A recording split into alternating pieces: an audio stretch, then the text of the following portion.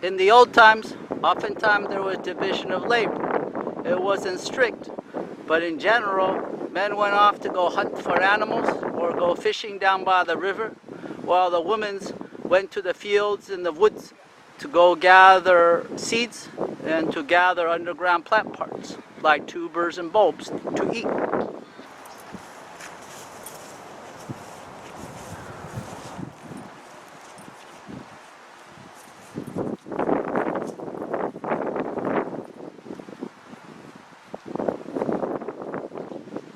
They were meticulous in maintaining their garden plots. And so before the soil turned hard, but after all the bulbs had done their growing, the women would go out with their digging stick and collect edible bulbs. And the edible bulbs were of great variety. One of them was a blue dick, Diclostemma. And you can see this little guy here, probably a little bit early still. This guy still hasn't enlarged, gotten big. But that there, an afternoon's work, well, there's your carbs and your meal. This is one of the most favorite underground plant parts of all tribal people is this one. This right here, Soper. And you can see it's got nice long hairs around the outside. You peel those away. Peel those away, and then there you have the nice clean bulb inside.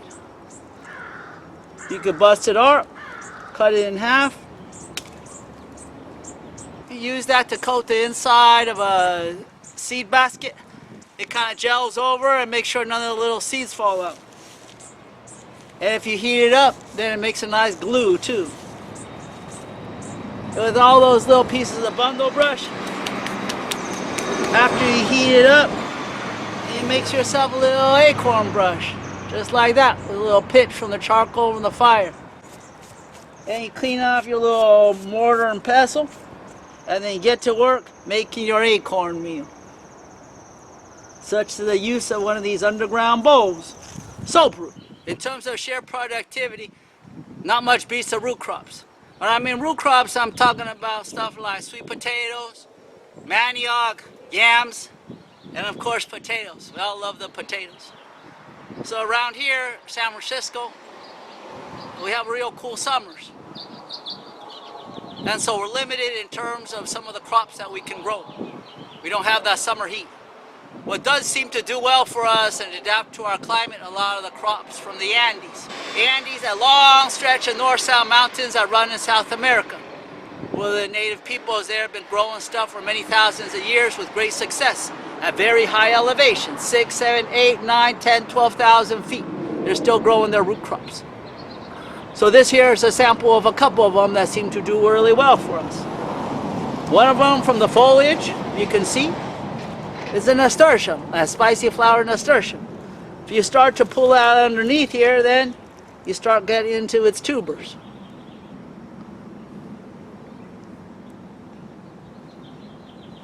Here's another one. There's the leaves, and you start to dig underneath here, then you get a bunch of tubers. Solid, fleshy carbohydrates, high grade, good stuff. This one's a little bit sweet, kind of like a jicama if you ever eaten jicama before, but a little bit lighter, a little bit sweeter. Here's some nice chunky ones. When you're doing propagation, there is a timing involved. That's to say, usually you listen to the plants. The plants will say, start to go brown, start to fold over. They'll take all the energy that they've stored all throughout that growing season, putting it in the bulb, getting ready to go dormant. And that's the time after that. Then you're welcome to start digging and pulling them out of the ground. Before that, if you start digging them, they're flowering, they're giving a nice show, or they're still putting all the energy into storage, which you will want to use to propagate for the future. But this here's video. It's kind of like coyote universe, and everything's all mixed up, out of control. So we're gonna go ahead and dig this one up anyways, even though our timing is wrong, so you can see its underground parts. Here we go.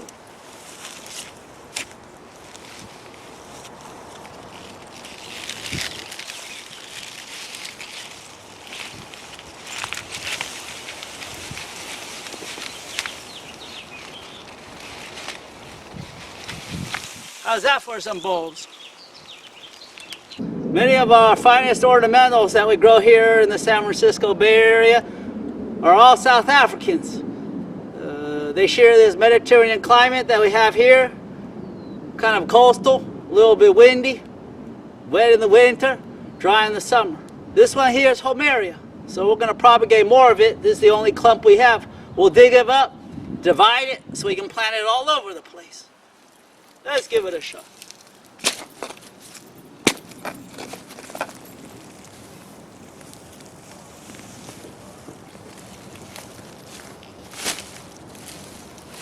So this here is the flower, and you got the leaves and the stems coming down, and then there's the storage organs. These storage organs have a little cloth, little piece around it protecting it. That's usually called a tunic. And if you look underneath there, then there's a little white storage organ. This one's a corm, so that tissue is solid, it is not in layers like a bulb. And you can see the roots coming off of it. Fine, fine, fine roots. And in some cases, the roots are a little bit thicker. From a propagation standpoint, where once we had one clump, now we're dividing it. Now we might have 30 little plants to start off with. This here's another question for y'all horticulturists and agriculturists and farmers. So what we have here are some onions, and they're setting up their flower stalk already. They're going to set up flowers and seeds. Do you think it has any bulb up in there or not? Is there a reserve, or has it shot its load up all and put it into the flower? Well, let's dig and check it out and find out.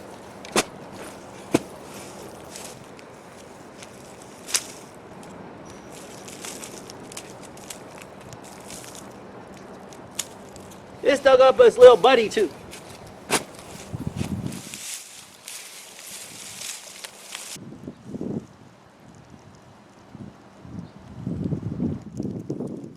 One of the most important things to understand when growing any kind of these flowers, like these bluebells, these bulbs, is finding out what it grows like in its native habitat, and then try to mimic those conditions. If you can imagine a bunch of nice deciduous trees dropping leaves, that dappled shade coming through, well then this is the habitat of this particular plant.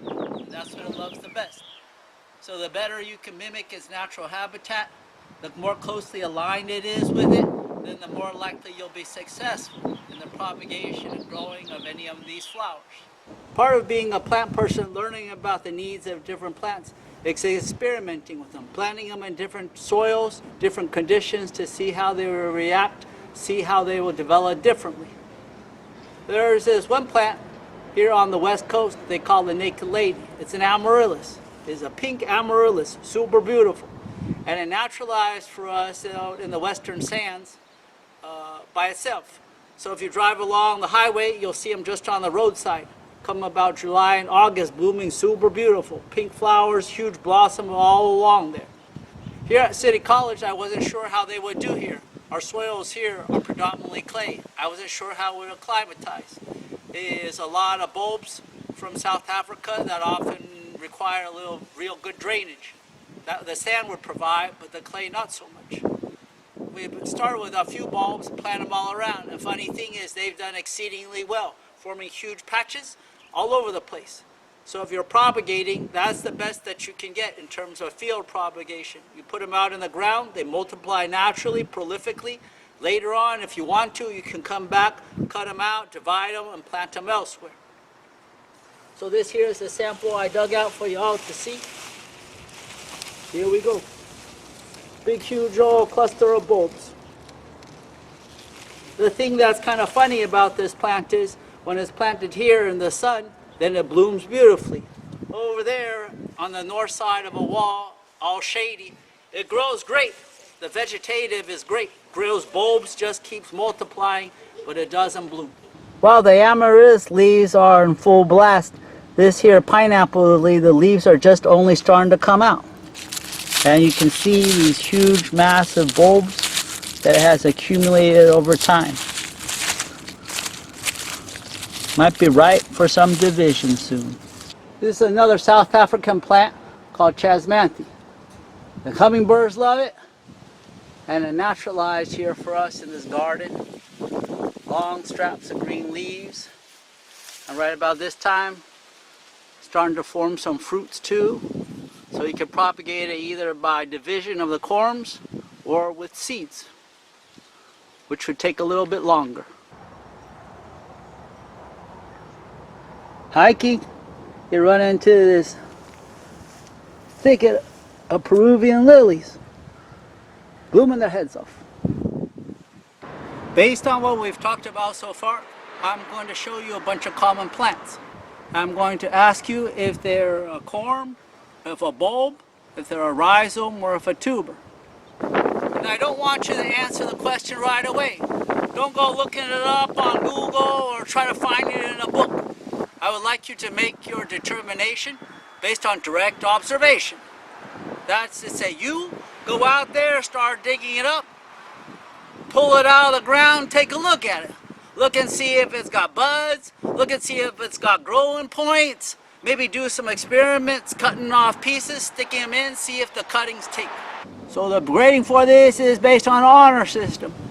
There's no proctor, there's no video, there's a person watching a video, watching a person, none of that kind of stuff. It's just you and your own reflection, and trying to determine how best to propagate these plants and what kind of plant parts you're going to use to do so.